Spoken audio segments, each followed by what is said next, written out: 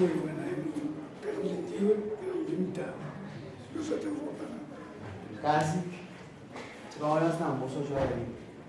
kuti mangwana ipapo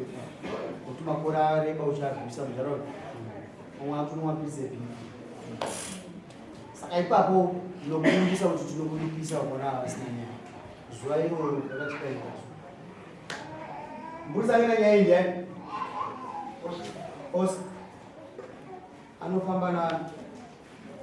chabereka ndakapisa maini awaenda nao uya kunyora maminesi uyakunyora maminesi nemupusa wasapo aripo saka vanhu vangani kani chimupusa wasapo kari muzoza ndiurera zvokuti imimi sapo kune muri munyorwa maminesi sezvo muri involved munyaya aano maminesi aaa endai kuti uri mupostori kai hauende kwaunoda dare rangu takada hauende kwaunoda tinomoenda kune vamwe vanoona mweya vanopuhwa vasitakuda chitsotsi vapenza 16 zavaresults vanhu vanoenda navo sineve mweya vanonzwa mweya kuti vanoita zvisina vanhu vanoti turuturu gweregwerayo apedza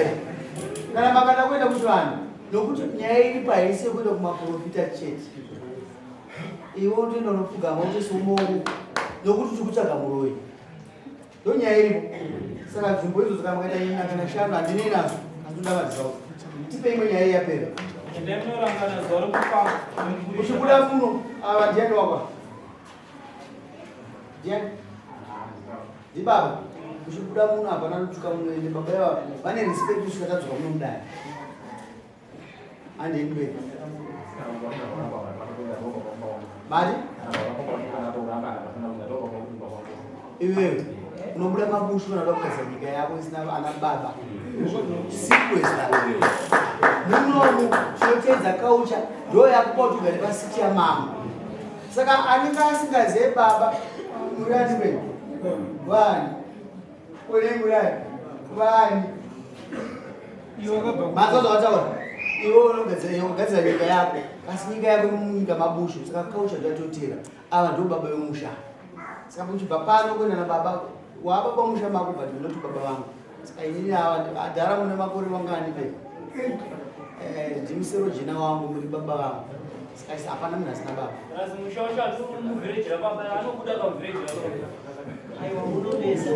chifambai modzoka kudai